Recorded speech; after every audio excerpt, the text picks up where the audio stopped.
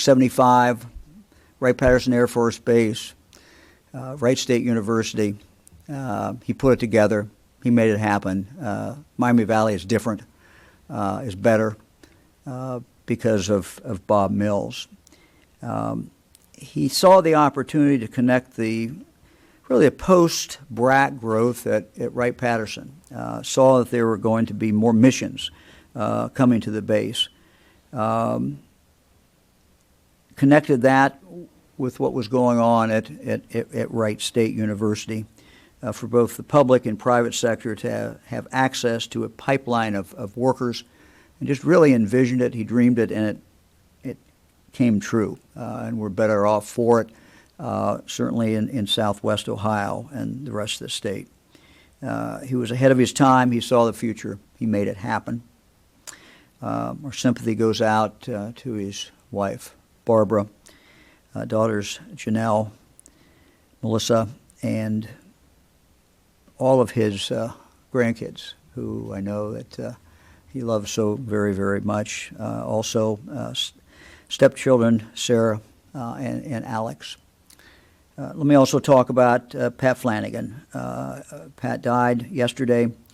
Lawyer in Dayton, partner with Flanagan, Lieberman, Hoffman, and Swaim. Provided me with good counsel many, many times over the years. Chairman of the Montgomery County Republican Party for a number of years, member of the Republican State Central Committee. An amazing trial lawyer. He and my friend Bill Skink would team up. I was quite a pair. I just say this about Pat. Pat was someone that when I was trying cases, you'd love to try a case with him, but it would also just to be almost as much fun to be trying a case against him. He was a fun guy. He was very good at his craft, and I'm going to miss him very, very much. We send our condolences, Fran and I do, to his wife Florence, son Chris, and his daughter Ann. Let me start today with Dr. Andy Thomas. He's joining us by Skype. Dr. Andrew Thomas, Chief Clinical Officer at OSU Wexner Medical Center, as he's been advising me, my team, throughout this pandemic. He was involved in helping us develop our public health advisory system, that color code that you're now seeing every week that we talk about. And Dr. Thomas, thanks for joining us. We appreciate it very, very much. Appreciate your time. And why don't you talk a little bit, because we're going to be talking later in this press conference about the color code and what the changes are. Every week we're going to announce the changes, usually on Thursday. And I know the data team went over the data yesterday and into today. But before we show everyone what changes there have been, I wonder if you could just describe for us how this system works. You have 7 indicators. How did that all come about? Thank you, Governor, for the opportunity to be here today and to be involved in the process. I think a couple of important messages in summary about the public health advisory system. One would be what you just mentioned. It's not based on any one single metric. It's based on a group of metrics that when you look at the trajectory of each and every metric, you see a trend that will, for any one geographic area of the state, provide an early warning that there are issues related to COVID-19 that need to get the attention of either local healthcare providers, local businesses, local schools, really the population in general. It's not meant to be a grade. It's not meant to be any sort of anything beyond a warning, much like a weather forecast might be, a warning of a storm coming in the future. It doesn't do much good to get a weather forecast when you can already see it raining outside. What this system is designed to do is to look forward. Where is the virus going in our community, to make sure that the proper messaging, the proper steps are taken in that community to try and reverse any trends of worsening infection. So it's not just one metric, it's a collection of metrics. That way, any one metric might be imperfect, but if you have 3 or 4 or 5 metrics all trending in a worsening direction, it helps make sure that you're giving accurate information out to a region of the state.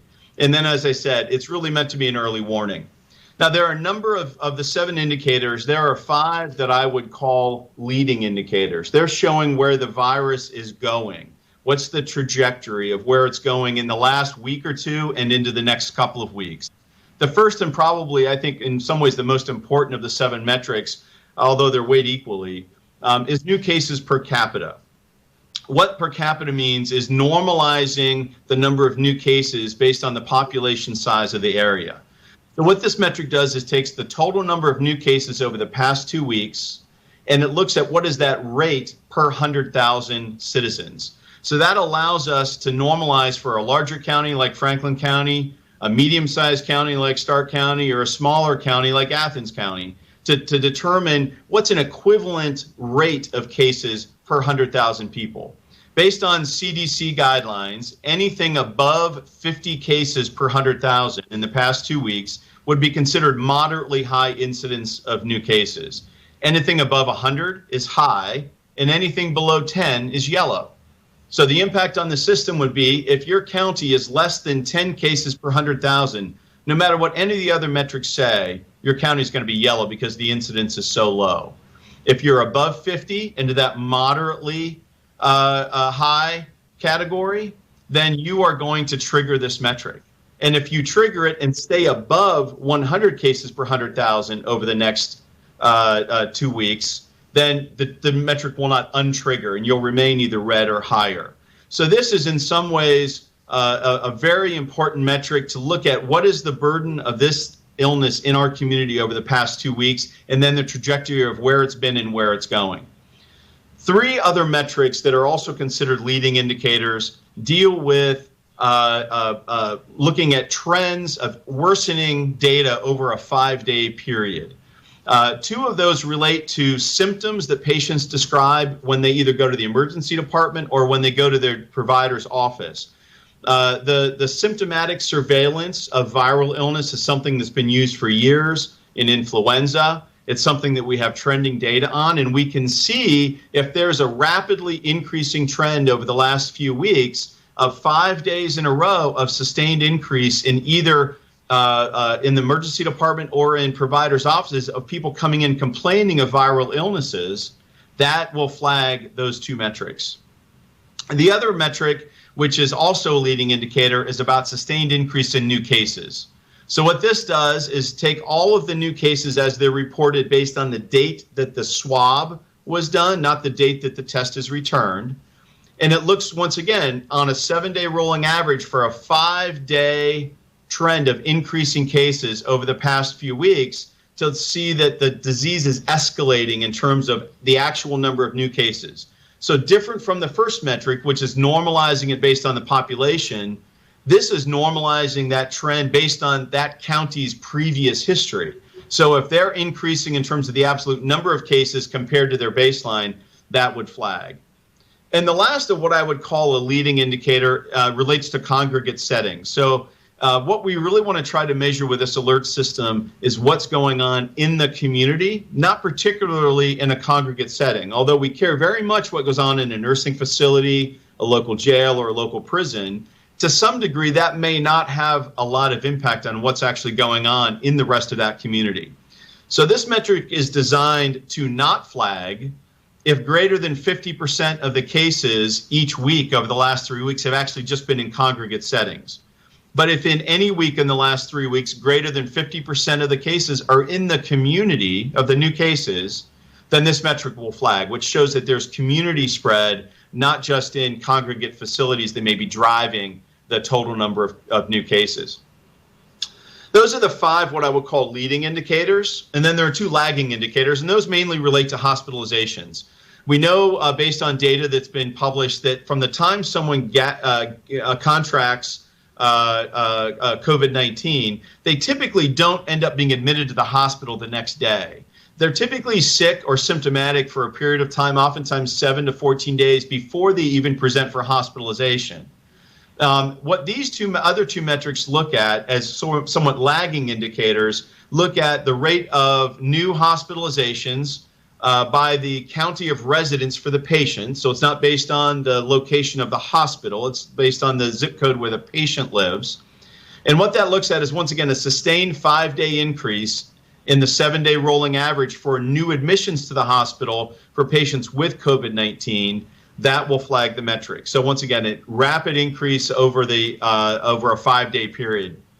And the last metric really relates to hospital capacity.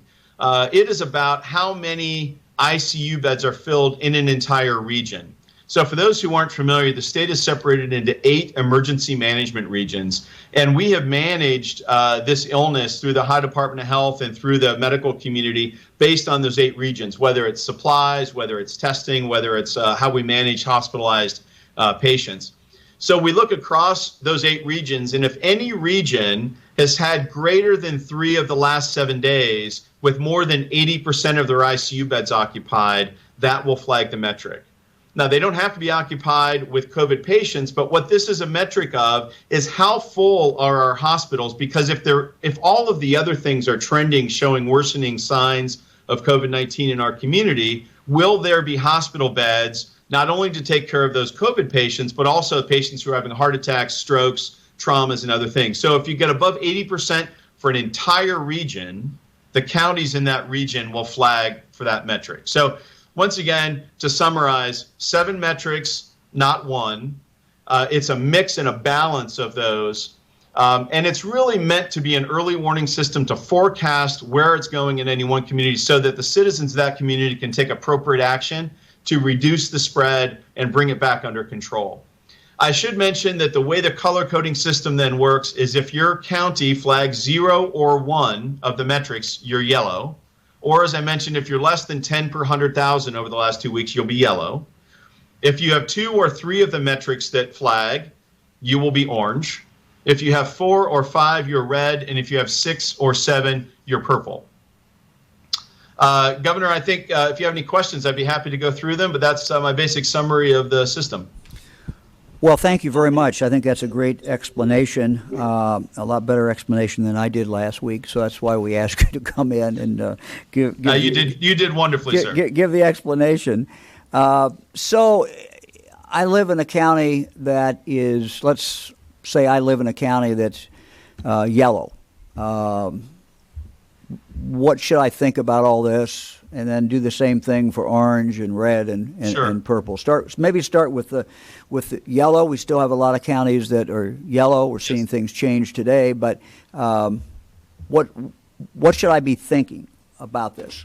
So that's a terrific question. I think one of the things you should note about the map, I know you're going to go through this later in some detail, is that none of the counties are green.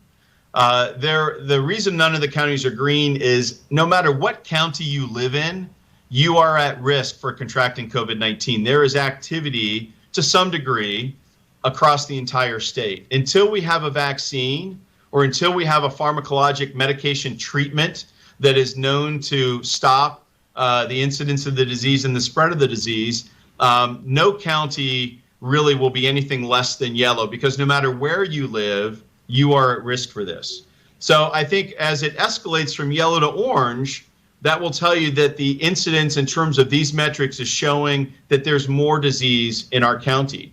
Now, I think last night, sir, in your speech to the state, you made, I think, a terrific plea to citizens outside of the red or purple counties to wear a mask. I think one of the key things that individuals can do to try and stop the spread of this disease is wear a face mask. It's what we call source control.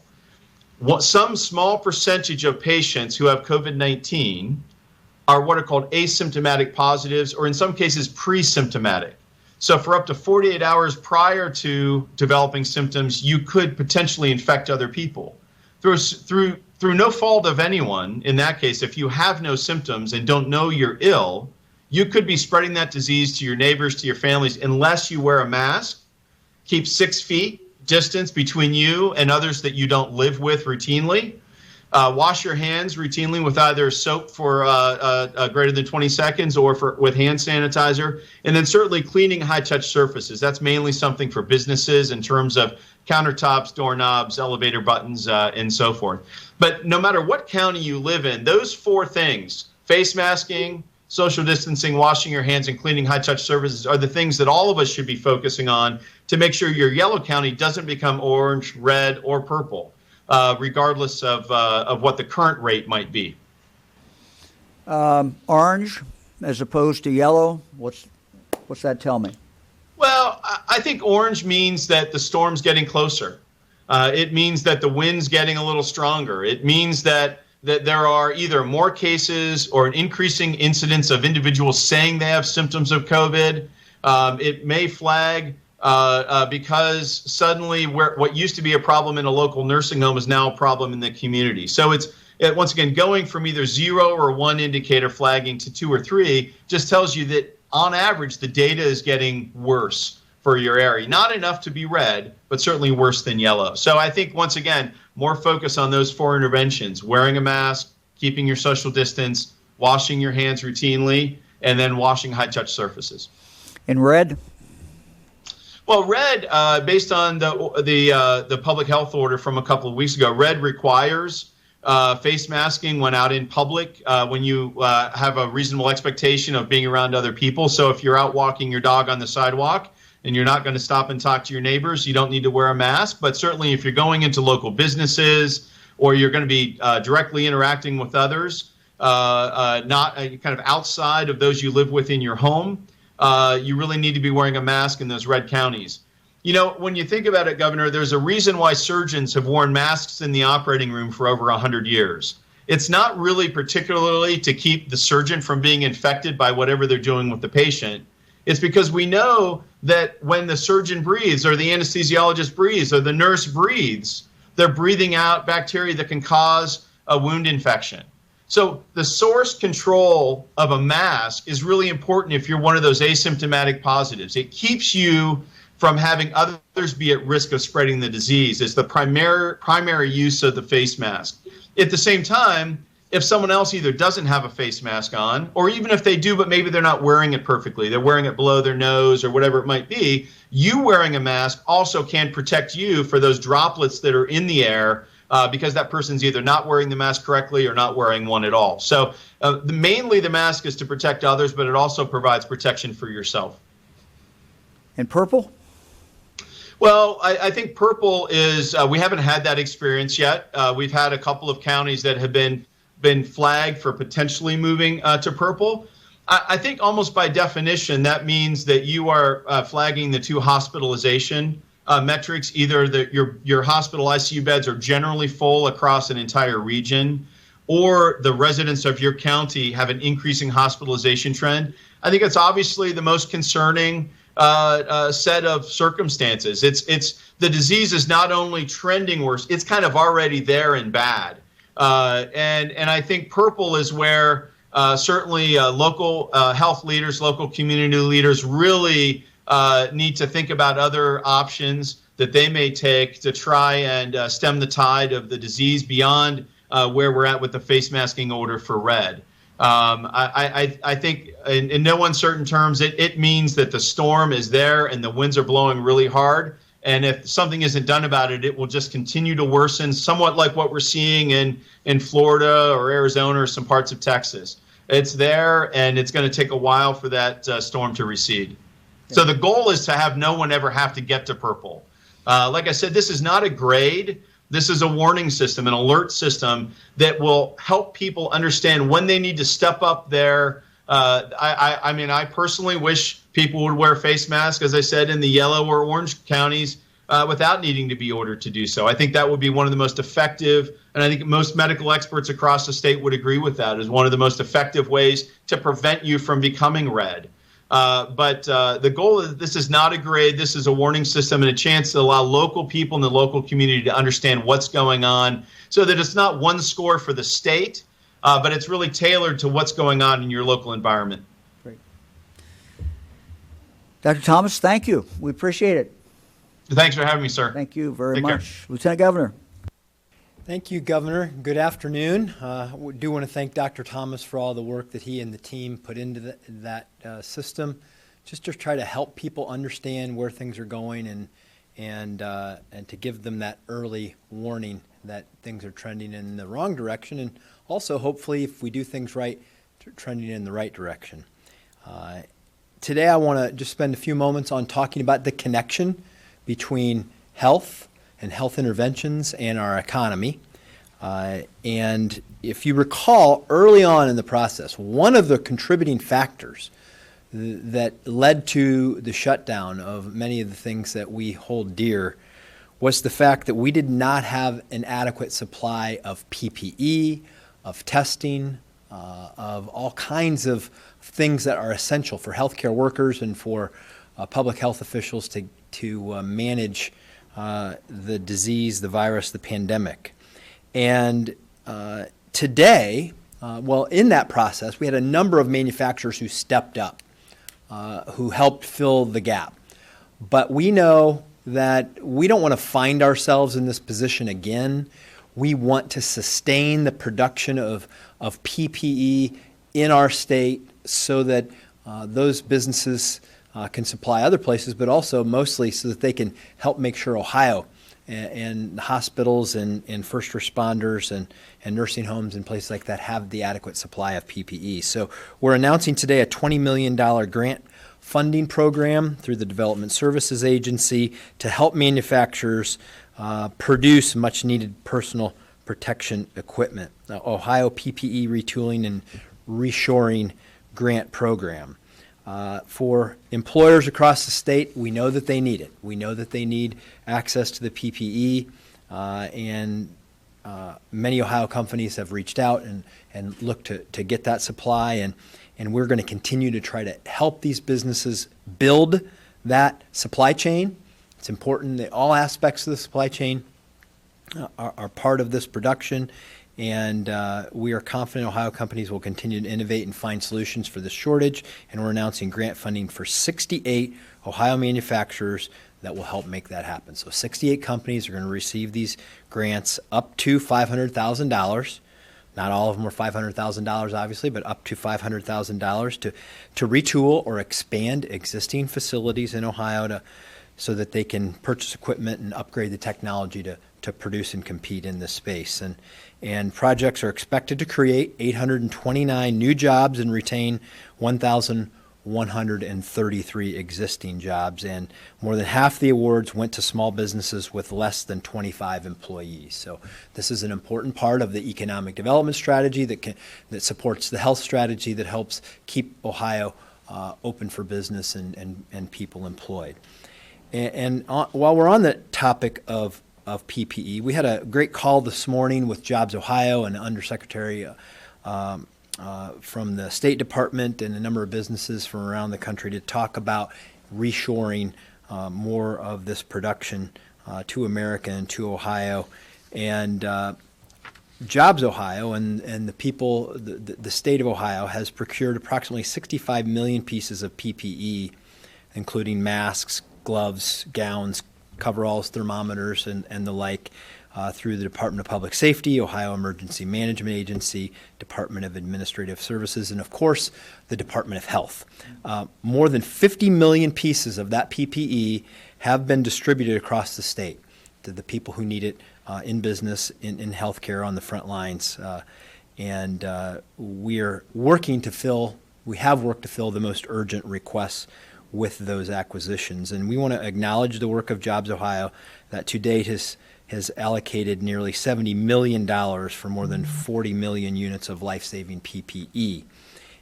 Additionally, what Jobs Ohio is going to be starting for Ohio's small businesses next week is that they will put together kits with their 6 network partners, the Jobs Ohio partners across the state, to distribute 15,000 PPE toolkits for a total of 1.5 million 3-ply masks, 150,000 KN95 masks, and 15,000 bottles of hand sanitizer.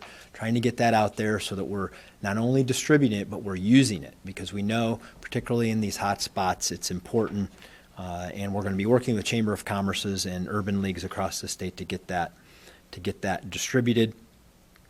There is no doubt a big connection between our effective response to COVID on the health side and our economic growth as a state. And I want to emphasize something that the governor said last night. I thought that he did a really nice job of talking about the health of our citizens and healthy economy in a couple of studies. So the Goldman Sachs research that talked about expanding masking by just 15% compliance could prevent the need to bring back stay-at-home orders and otherwise cost an estimated 5% of the U.S. gross domestic product, which would be close to $1 trillion. Those are numbers, and we talk about GDP and big numbers, but what we're really talking about here, these are jobs. We get this right. We continue to keep the coronavirus under control and move that curve instead of up, but in the other direction as we're experiencing this surge. It's incredibly important to keep businesses open and to keep those jobs available for people, because a job is the way you pay your mortgage, the way you pay your rent, the way you take care of your family, the way that you pay for your essentials and look out for your future. So we talk about big numbers and GDP and things like that. It's about real people. It's about their jobs. It's their lives and livelihoods, and finding a way for both of those to flourish. And all of these things are connected. And Ohioans have been getting it right. You look at what's happened in other places, but we just got to keep getting it right, not get complacent, and see this through. And when we do, our health and the health of our economy will benefit. So appreciate all the work that is happening out there to make this happen. And Governor, turn it back over to you. Thank you very much. Eric, we'll go right to the numbers. So we have today's numbers, and we'll put that up on the screen. As you can see from top cases, 1,290 new cases. Much higher than it was a couple of weeks ago. It's been trending in that area. The deaths, last 24 hours, 28 deaths, which is higher than the 21-day average. Also the hospitalizations, 115, higher than the 21-day average of 87. And ICU admissions are up as well. Let's look at the next slide. This is a trend that we are seeing. This is COVID patient count in Ohio hospitals. These numbers, as you can see, are going up. You're also seeing a trend going up in regard to those who are in ICU. Not a sharp increase, higher increase in numbers of those who are in the hospital. So this is a snapshot. How many COVID patients are in the hospital in one given day? So let's go to the new map. Dr. Thomas talked and explained this. I think did a very, very good job. And what you'll see is there is good news and there is bad news. And so let's start with some good news. You'll see Hamilton County, Butler County, Cuyahoga County are still red, but they're off what we call the watch list, that would lead us going towards purple. So that is good news, and I'll go through each one of these counties. Also, good news that Trumbull County in the Mahoning Valley has dropped down one notch as well. We certainly hope that people in Trumbull County will continue to wear masks, but that is that's the good news. We have bad news as well. But what we saw, for example, in Hamilton County, I just talk for a moment about Hamilton County because more people are wearing masks by every account, everyone I talk to. I just got off the phone with health commissioners from throughout the state of Ohio. You also had in Hamilton County the business community coming together, Procter & Gamble, supplying masks, their Mask On campaign. So a lot of good things coming together in Hamilton County as far as people wearing masks and becoming more cognizant, becoming more aware of the social distancing. And so what you really have seen is, the level was going up. That level may now be approaching, I'm not sure it's quite there yet, but it may now be approaching a plateau. So still at a high level, but slowing that increase down, and that's why you see with the Hamilton County, for example, they're not in fact moving up, and we've taken them off the watch list. A new county, unfortunately. Let's go over to Athens County. Athens County, the situation there is rapidly accelerated with isolated outbreaks that have resulted from a concerning community spread.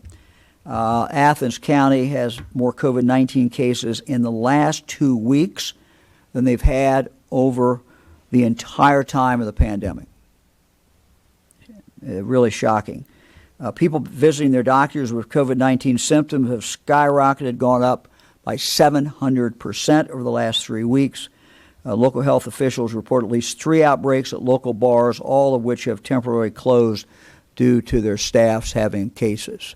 So as I talked to the health director today, health director described that area right downtown has been a huge problem area. We'll go up to Allen County, Northwest Ohio. Large surge, had a surge of 76 cases over the last 2 weeks. This is not just from increased testing, as more and more Allen County residents are seeking care from their doctors and from the ER for COVID-19 symptoms, the early indicators that Dr. Thomas talked about. Local officials have noted isolated outbreaks at a restaurant and another workplace. Allen County has reached a tipping point regarding this virus, hitting a majority of our indicators. Delaware County. We're seeing a surge of cases. Delaware County in central Ohio. Delaware County, with 174,000 residents, has had 233 cases over the last 2 weeks. Just for kind of an interesting comparison, this is more than the entire country of Ireland. Population 4.9 million had over the same period of time. Over the last 3 weeks, we've seen the amount of people going to the doctor with COVID-19 symptoms in Delaware County double. This is why Delaware County is triggering so many of our indicators. Local officials also note a number of travelers who have contracted the virus, they think, while in Florida and coming back from Florida. Also in central Ohio, Licking County. Licking County is in a similar situation to almost all of central Ohio. Licking County, with 166,000 residents, has had a surge of 159 cases over the last 2 weeks. While some cases have come from long-term care facilities, almost 3/4 of the cases have come from outside congregate settings, indicating significant community spread in the county. Local officials also note a small outbreak at a house of worship. Lucas County. Lucas County is a higher populated county, obviously, but their numbers have moved into an area of concern with 393 cases over the last 2 weeks. The average number of cases has more than quadrupled over the last 3 weeks.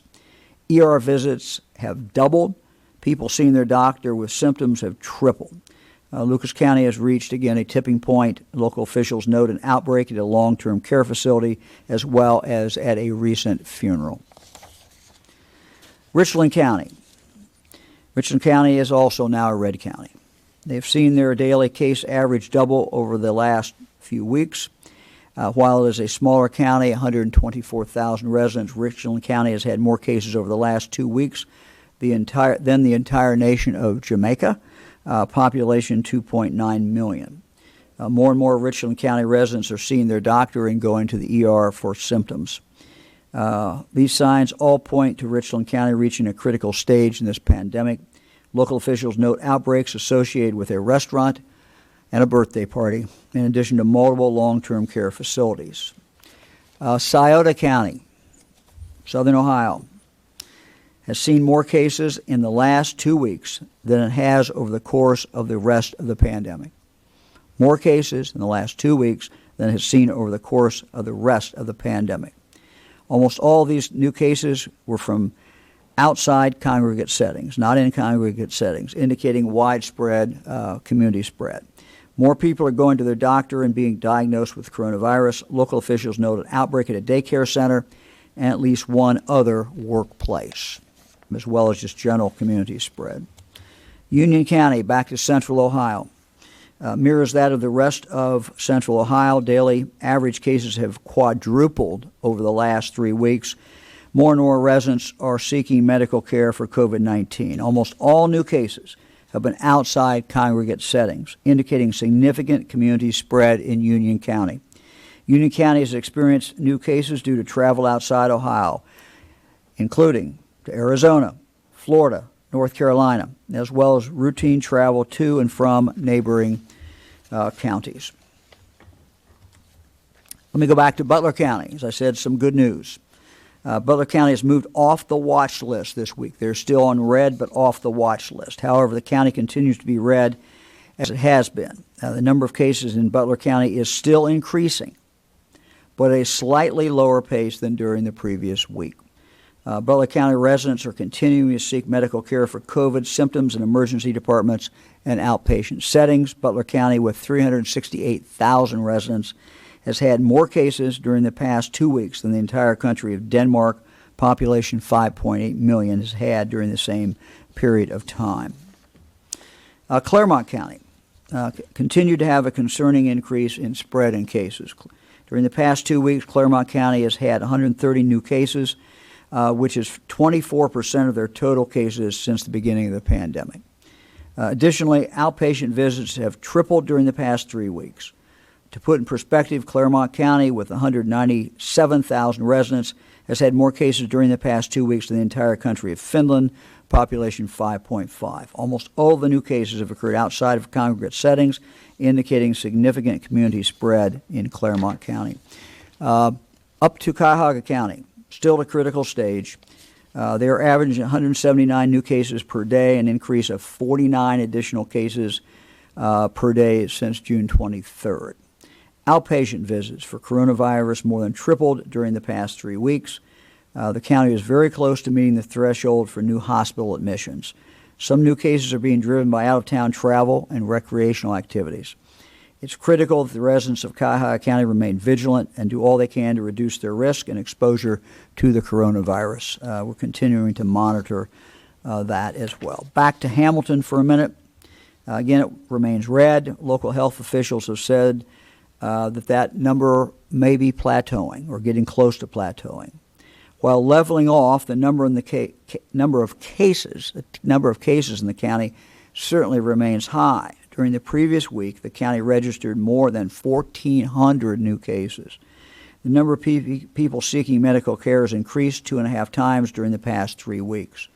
And 3/4 of new cases are outside congregate settings, including an outbreak at a high school, multiple workplaces, and restaurants. So those are the counties, as we said, that are red. The order will be that at 6 o'clock tomorrow night, as we have done in the past, those counties will have a mandatory mask order. That will mean that approximately 60%, as of 6 o'clock tomorrow night, approximately 60% of the population of the state of Ohio will be living under a mask order. I also want to do a shout out for Walmart and Kroger, and there may be more I may have missed, but just in the last day they have all required masks to be worn. We've talked about masks a lot, but as I said last night, the jury is in. The verdict by everyone really who has looked at this in the medical community and the health community overwhelmingly that masks do make a difference. I am cautiously optimistic what we've seen, particularly out of Hamilton County, that is moving, and it's moving in the right direction. And so my message to my friends who are in yellow counties or orange counties, please wear those masks. We're not putting an order on yet, but this is how you can keep it where you are, or maybe even go to a lower degree of spread. Looks like it is working in Hamilton County. It's still early, but we're making progress. So this is the right thing to do. We've got to slow this thing down. Let me make one more comment. There will be liquor control hearings on August 3rd, 4th, 5th, 6th, and 7th. The Ohio Investigative Unit is a unit that normally focuses on liquor violations in the bars across the state of Ohio. They're a part of public safety. They are also, of course, now enforcing the rules regarding social distancing and mask wearing in these establishments. So we had a conversation today, as I said, with the Departments of Health. Also had a conversation with the Ohio Investigative Unit team. And so they will be following up, continuing to do their work, focusing on bars. Let me just say, most bar owners are doing a good job, but we do have bar owners out there who are not doing a good job. And so we've asked the health department to pinpoint those, and that will be work that's going to continue to be done by the Ohio Investigative Unit. We'll now open up for questions. Good afternoon, Governor. Marty Schladen, Ohio Capital Journal. First of all, I want to thank you for taking the time to talk to us in the press. I know you don't have a lot of it, but this is important. You said that you're not going to enforce your mask orders, saying instead that the intent is to get people to comply voluntarily. By that logic, why should I be arrested if I slam a six-pack and drive down I-70? Well, I don't think we quite said that we're not going to enforce it. What we said is we're not looking to lock a lot of people up. That's not the idea. The law can be a teacher. We are seeing that, for example, in some of our counties today where the mask order has fundamentally changed people's behavior. I think that without an order from me, people are beginning, I think, to understand the gravity of the situation. I think they're seeing the importance of wearing a mask. We are enforcing this. And, as I just talked about, our investigative unit will be out again this weekend. They'll have additional people. They will be going into bars and making sure that the bar is complying with its social distancing. And again, I think it is a change in culture that we're looking for. We are not a people historically that wear masks. That's just not what we do. But we all are adjusting now to the new world that we live in. And the new world is that if we're going to make it, if we're going to continue to have businesses open, if we're going to continue to be able to do some of the things that we want to do, wearing masks out in public is very, very important. So the answer to your question is the law is a teacher. We're not saying that there won't be occasions, a flagrant violation of this, that something might not happen. So again, we're asking people to do this. I think it's the same situation that you're finding in other states as well, and people are doing it. Thank you. The state now will be under by tomorrow night under that order.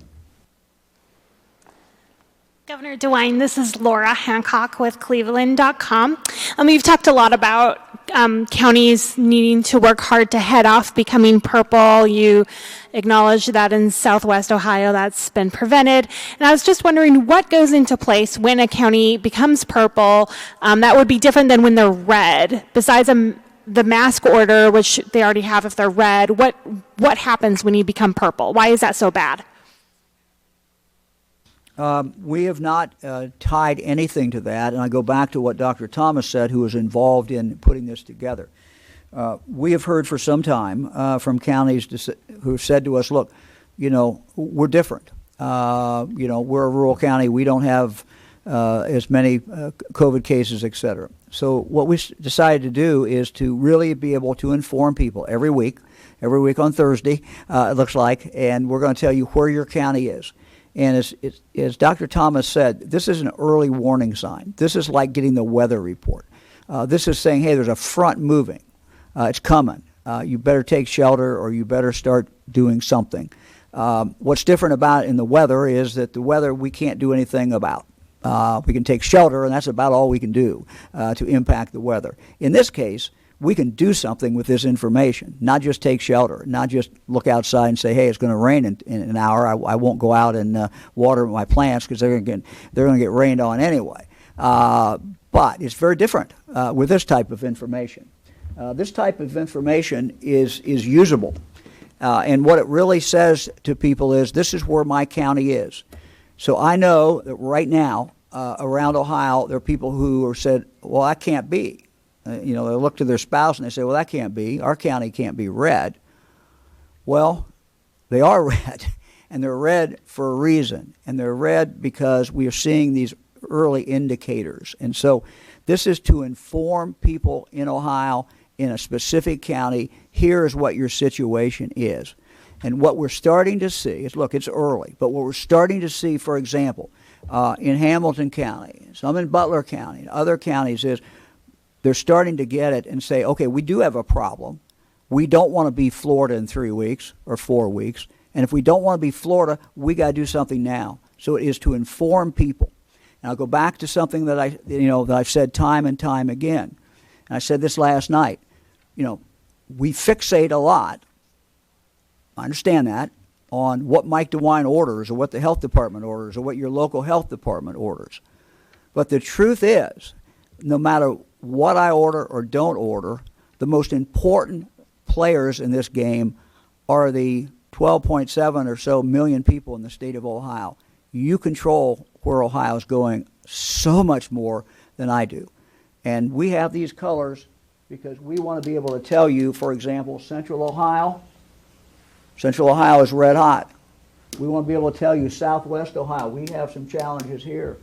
And then we got a surprise probably. If you're in Scioto County, you may not have seen this coming, but this is an early warning. Hey, we got a problem in Scioto County. And you could go around to Athens, and you could, every other county, Richland County. And so that's the purpose of this. It's to inform the public in that county so that they can take action. And we ask them to take action. Thank you. Hi, Governor. Andy Chow with Ohio Public Radio and Television State House News Bureau. Your message last night was about pleading with people to take the virus seriously, to do what they can to wear a mask. How will you know if that message sunk in? What kind of metrics are you looking for to tell you that it is shifting in the right direction? And what will you do if the numbers continue to get worse? Well, I think we can see a difference. And I'm not saying we can see a difference since last night, but we can see a difference in some of these counties. I think you're seeing more people who are wearing masks. So one very tangible way is to see how many people are wearing masks. And look, I get calls, I get texts from people to say, look, my child can't wear a mask. There's a medical reason. So I would just say, look, if we're all in this together, if there's a child or there is someone who is not wearing a mask, do not assume that they are in defiance of what the order is. And don't assume that they don't care about other people. So, but I would say, the vast, vast majority of us can wear a mask, at least when we go into a store.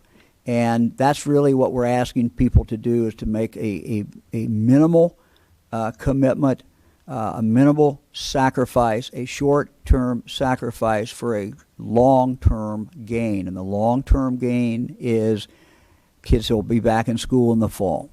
Long-term gain could be our kids can play football, our kids can play basketball, whatever it is. Look, we don't know what the future is, but we can impact that future, certainly by what each one of us do. So that's really what we're looking for. We're looking for people in what they do every day. And again, when I see significant companies in the state of Ohio who are saying, you come into our retail establishment, you will wear a mask. Everybody's starting to get it. And again, you may have a small number of people who, for some reason, can't. God bless them if they can't wear a mask, that's fine. But the vast majority of people can wear a mask, and we're asking them to do it. And I think we're starting to see some certainly movement in that direction. What's the or else scenario of do this or else? What's going to happen if the numbers don't get better? Look, as I said last night, as governor of the state of Ohio, I will do what I have to do to protect the people of Ohio, and that's what I'm going to do. Now we're going to constantly look and see. I had a good conversation, for example, today on the phone. We had most of the health directors from all over the state, and just asking them, what are you seeing? You know, what type of things are causing the problem? So these are the notes I wrote down. These are my notes. I wrote them in the car, and I'll just read them in no particular order. And I don't think they're not meant to be in order, but these what came up: block parties, literally people getting together in block parties, neighborhood get-togethers, bars, churches. Mention, of course, about young people, and the data's clear. 20 to 29-year-olds, the numbers have gone up, dramatically. Travel, people coming back from traveling, and from hotspot states, restaurants. These are just some of the things that I wrote down. John, I don't know if you had any more. You were on the same call I was, but it was. Look, it's. As you listen to that list, and I heard, I was listening to the same call the governor was, what people are saying is that what we're hearing from health officials is just people's individual responsibility. In some cases, they're not living up to it in the sense that they are not following the rules that we all have encouraged people to follow of the distancing and not gathering together in large groups. And I get it. It's like you see your family like, well, this is my family. They don't. Well, your members of your family, my family, anybody's family who hasn't been following the recommendations and exposing themselves can then turn quickly and expose 10 of their family members to it. And it's what people do. You may say, I'm doing great 8 hours a day at work. There's a great working environment.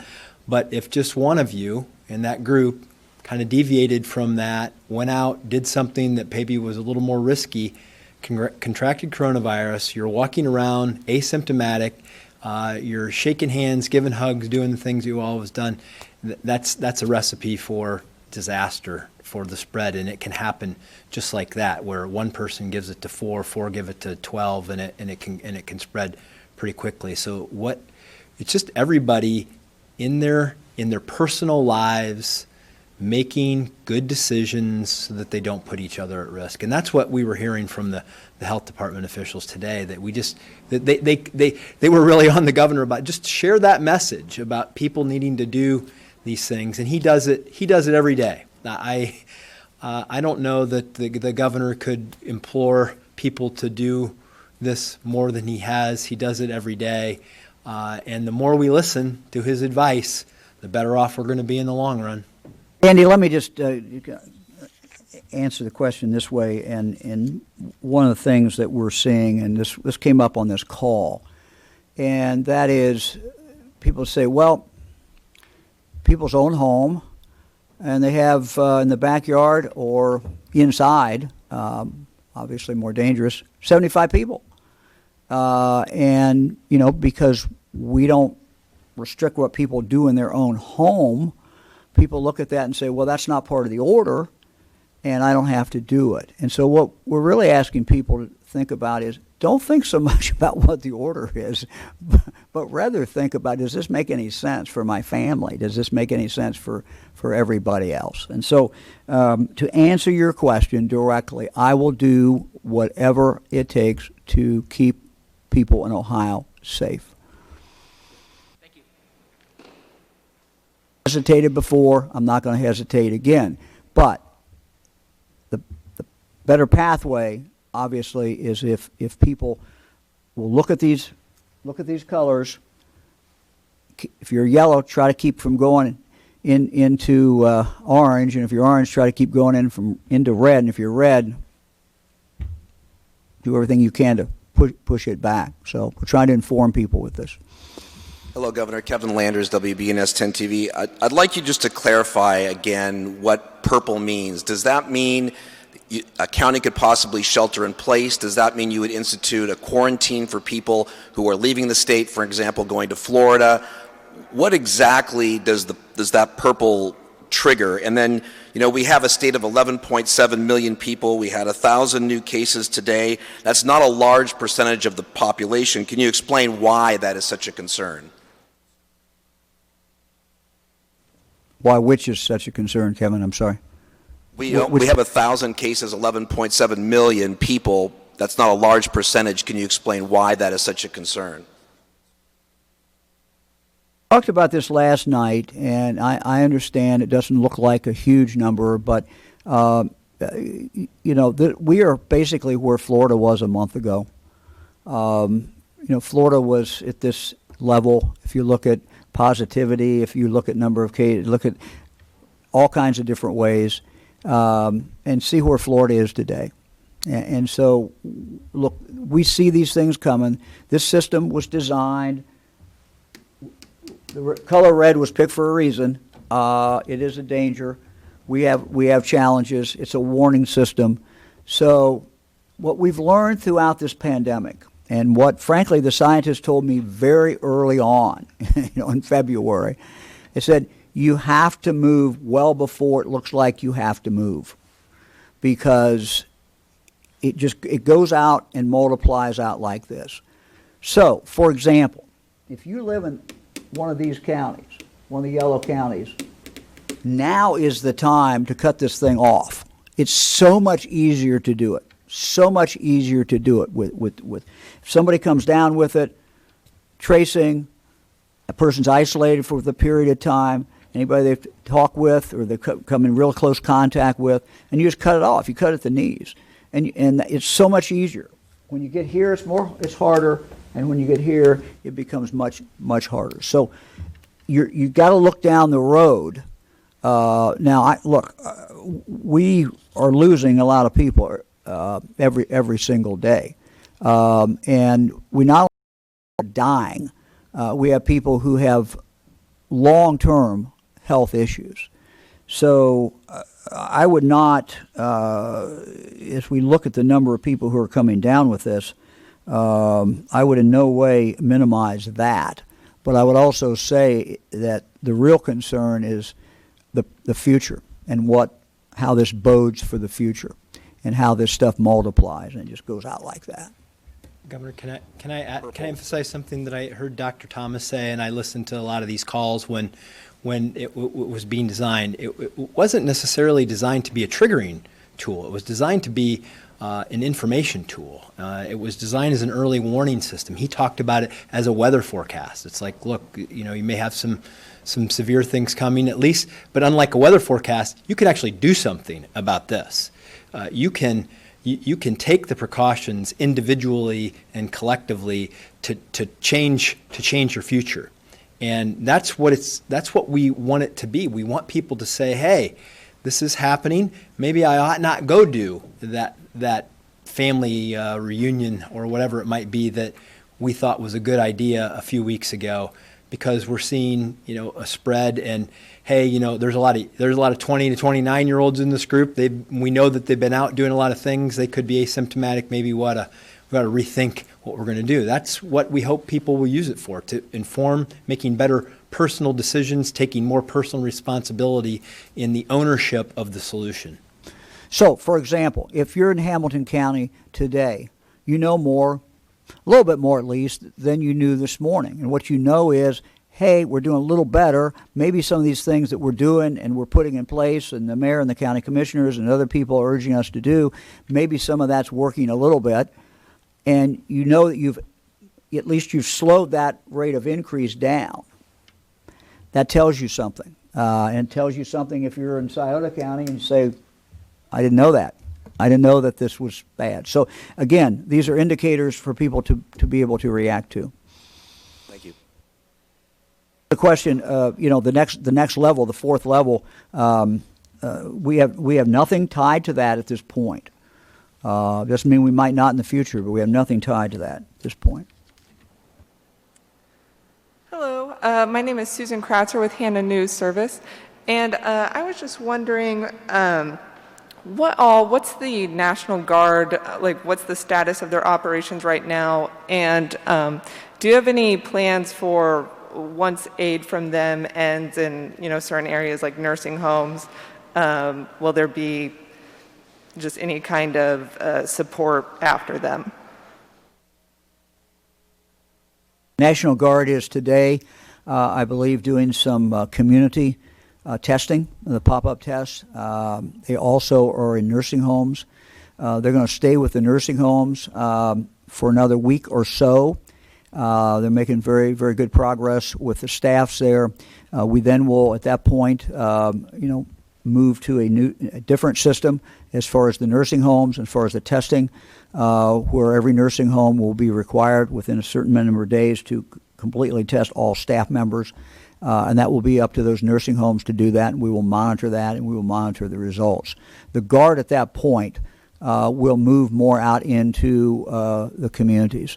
What I've asked our team to do a few days ago is to look at our mid-level counties, look at our counties that may be getting ready to turn red, and talk to the local officials and see, do you need more testing in the county? Can we come in for a day? Do you want us to come in? You want the Guard to come in, do pop-up testing, say in Mansfield, Lorraine, and so the scheduling of the Guard as we go forward is going to be a lot of it is going to be that community testing. They can come in, they can set up, they can get it done, we can get the results back, and that's helpful to that particular county. So they're going to be on a mission to find places where the local officials believe there is not enough testing. There's not been enough opportunity for testing. And so again, if anyone's watching this today from a county and you don't not think that there's enough testing in your county, talk to your local health department. If they don't think there's enough testing, they will be in touch with us and we will come in with the National Guard. We are very, very happy to have the Guard moving forward. I just signed a letter to the President thanking the President for the subsidy on the Guard, but also asking that be extended. So we would have more opportunity throughout the rest of the year to have the Guard out 5, 6, 7 days a week. Thank you.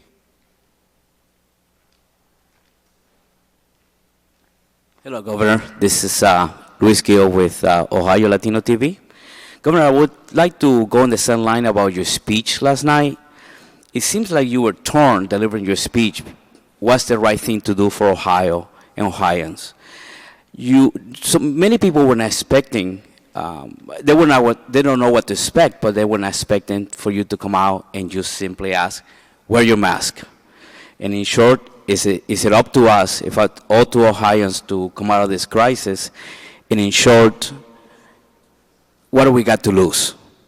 It's just to wear the mask for 3 weeks or 4 weeks.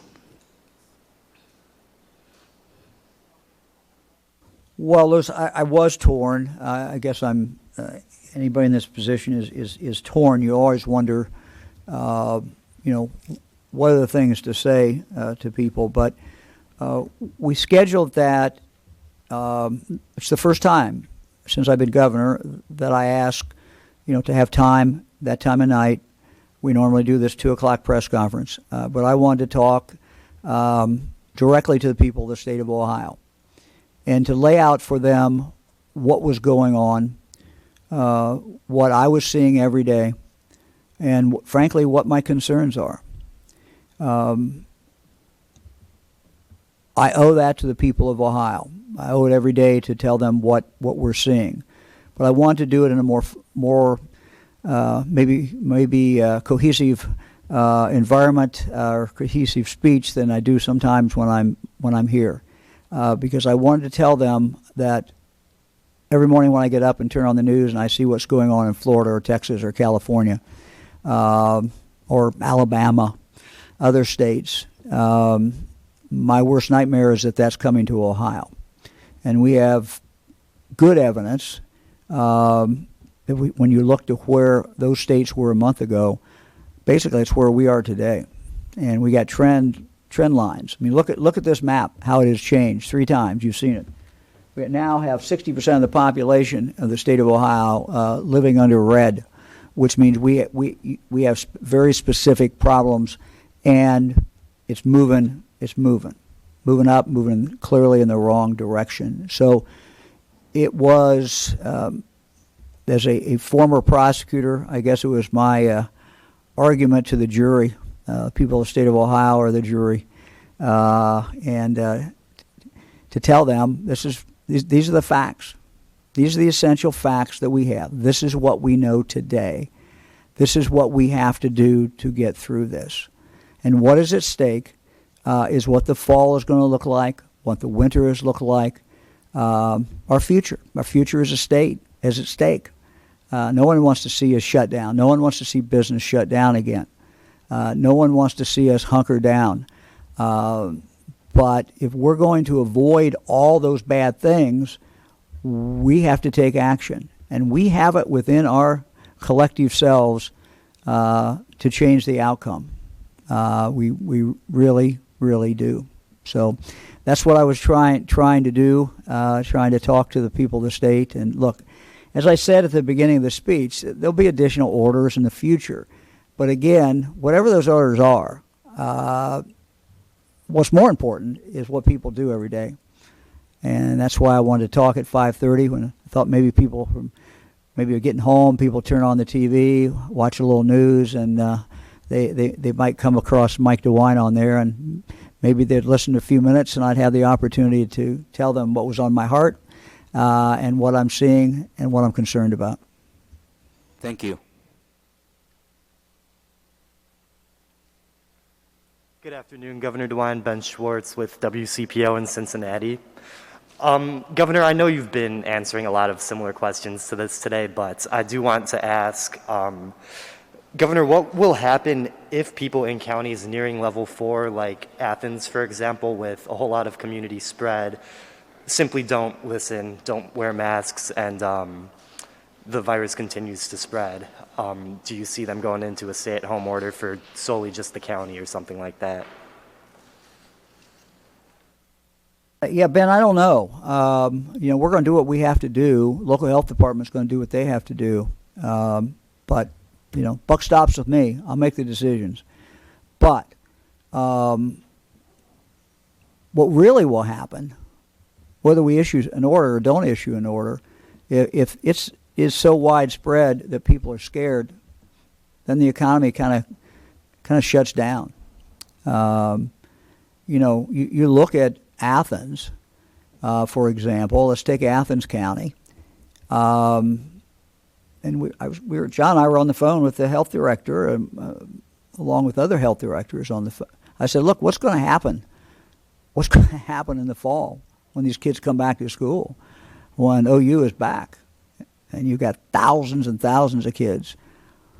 So, and that's that's the concern. I mean, it's July, and we're seeing this in Athens now. So we're concerned, and so it's time. Okay, there's a warning. Now it's time for us to get control of that. And by us, I mean the people who live in Athens, people who run the bars, people who are there. It's time to get control of the situation, because you're going to have, tens of thousands of students coming back in the fall. And it's not just unique to Athens, but it's got a lot of students coming in.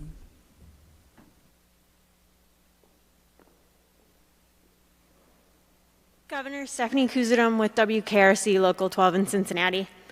I was wondering, besides the OHSAA, who are you consulting with specifically before making decisions on how fall sports should begin? And what do you hope to learn from them? And what are they advising for the start of competition for both contact and non-contact sports? I missed part of that, and I apologize. In regard to making what decision? That's the part I didn't get. In making decisions on how fall sports should begin. Look, we're monitoring these numbers, and we're looking at, and we're trying to see what is going on. I'll take the first part of that. John's been working directly with schools. I know he's also been working directly with the Ohio High School Athletic Association. So, John, you want to get the particulars on that? Sure. You would be surprised how many people there are to consult with. We know about the professional teams who we've been consulting with them. We know about the Ohio States, but there's also the Mid-American Conference, other conferences from Division I to Division III who are interested in this at the college level, high school sports. But then you also have AAU and club sports and things like that, and people who own athletic facilities who run sports leagues in them. So you have that diversity of voice. It reminds me of the reopening in schools. It's hard to come up with one set of plans that address the unique circumstances that everybody operates under. And that's the complexity of this. You want to try to treat people the same. You also understand that there are unique sets of circumstances. And we're doing this in an environment where we've had an increase in the number of cases and certainly in some parts of the state. So we're trying to balance the fact that we know sports are an integral part of Ohioans' lives, that kids really value them as part of their character and personal and physical development.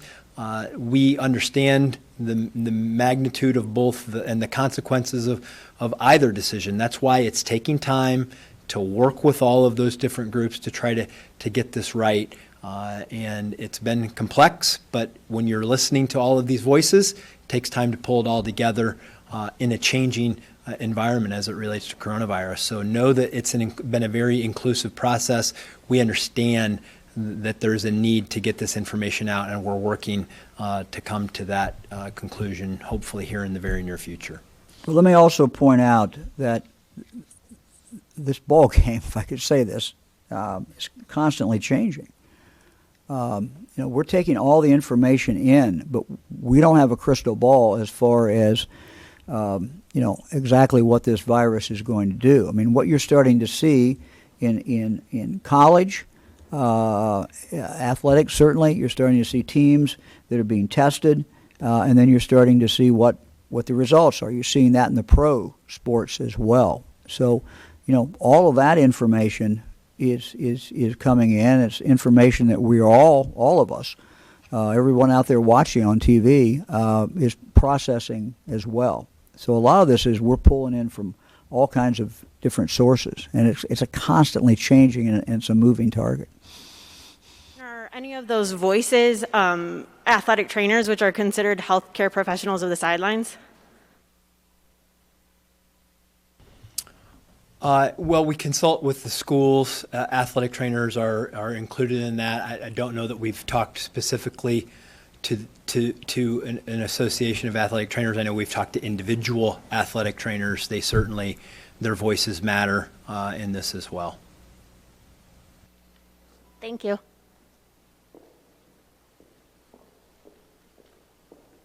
Hi, Governor. Tom Bosco with ABC6 here in Columbus. There still seems to be uncertainty as to single patients with multiple positive tests for coronavirus. How are those being counted, and how do those affect the overall counts and the overall numbers that you're looking at in the state? I'll tell you what I know. My understanding is that one person becomes one case, no matter how many times they have tested, and that process is done at the health department level. John, do you have any more on that? It's a great question. I get it often. I directly ask the health department about this, and what they explained is that when you get tested, you're going to give your name and you're going to give your birth date, and they cross-match. So even no matter how many tests you've had, they're going to cross-match that and make sure that data is only there for a single individual. If you got tested 3 times, it's going to be deduped into one case per individual, per name and birth date.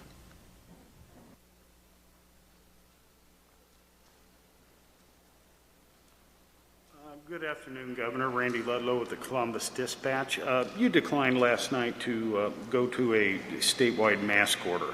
With the addition of today's red counties, more than half of Ohio's population is now under a mask order. Governors and health authorities in 24 states now have issued mandatory mask orders, including 6 just in recent days, including fellow red state governors. What do they see or what do they know that you don't when it comes to imposing a mask order? Well, as you know, Randy, we were probably one of the first states to impose a mask order for business. So we did that very, very early. As you just pointed out, we have now 60%, as of tomorrow night, 60% of the population of this state will be living in a county that has a mask order. We may come to that. We may make a decision that the entire state will be under a mask order. What we've tried to do is to do 2 things. One is to give people the information that they need to make these decisions. Ultimately, order or no order, it's what people do when they go out of their house. Do they put a mask on? Do they have a mask? Do they put a mask on when they go into a business? The trend line is clear, and the evidence, as I pointed out last night, is overwhelming. So I thought I would try, Randy, one more time with an address in the evening to talk to the people of the state of Ohio about the importance of wearing masks. My experience in life is that people react generally better when you ask them to do something, when you give them the evidence, than they do when you tell them to do something. So I'm trying this, and I made an impassioned plea last night. I think we have the facts on our side. I know we have the facts on our side. Clear the scientific evidence is there, and I'm asking people of the state, no matter what part of the state they live in the next few days, to think about it, pray about it, and I hope that in the next few days they make the decision, even if they're in a county that is yellow right now. They need to know that their county may not be yellow in the future. They need to know that their virus is out there lurking in their county where they live. So I'm giving them a few days, and we hope that we'll see a lot more people who have masks on. I'm heartened, frankly, that we are seeing, and the culture, I think, is moving in this direction. I think when you have 2 big companies, for example, where virtually everybody shops, Walmart, Kroger, in Ohio, that's a real trend. So we're going to give it a little while, and I will not rule that out as we go in the future. But I think, again, people rather be asked than rather be told. And the bottom line is how many people are being careful, because masks are important. But as we learned and we hear all the time, we heard from the health directors today, it's not just masks, it's people coming together. And there's only so much that, we can get into people's lives. Ultimately, it's going to come down to what they do when no one else is looking. What they do, do they have that block party? Do they have that party in their backyard where they've got a ton of people there? These are things that we can't control. But in the end, if they're armed with the sufficient facts and the evidence, and they see what a real threat that this is, and they know that we could become Florida in a darn short period of time, I hope that convinces them. So we'll see how good I'm doing at convincing people in a few days. Thank you, Governor.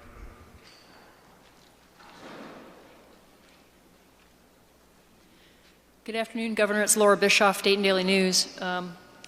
Based on the current trends in those 19 red counties, and especially in light of the case numbers increasing among young adults, what concerns you about college students returning to campuses at University of Dayton, Wright State, University of Cincinnati, Ohio State, in mid-August, which is just 4 weeks away? A lot. I think everybody should be concerned. The colleges are doing what they can. Some of them have alternative plans. Some are going partially distance learning. I think the next few weeks are going to tell the tale, frankly. We're talking about K through 12. We're talking about college. We all want kids back in school. What we do today, literally today, tomorrow, the next day, is going to determine whether that occurs or whether that does not occur. And it's not going to take an order from Mike DeWine. People are going to figure it out. And if these trend lines continue, if we continue to see more of these counties, like I said, it's not going to take an order. You're going to see colleges that are going to be dealing with their customers and their clients, and people aren't going to want to come back. Parents won't want to send their kids back. So we've got to get control of this. We've got to get control of it now. But we're 4 weeks away. You're absolutely correct. Thank you. Hello, this is Jessie Bulmer with the Inquirer, and I'm told I'm the last question. You've talked about the importance of, the dangers of traveling to hotspots. You've also said repeatedly that Florida is a trouble area. Are you planning to go to the RNC events in Jacksonville?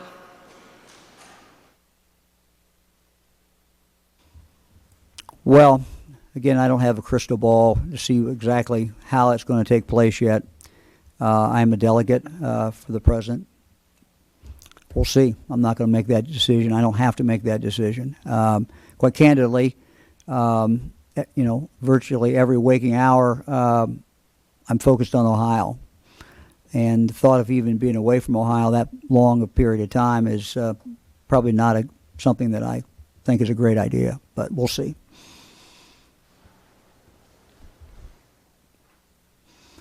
Well, thank you very much. Unless there's some breaking news, we'll see you all back on Tuesday, and I hope everybody has a great weekend. Thank you very much.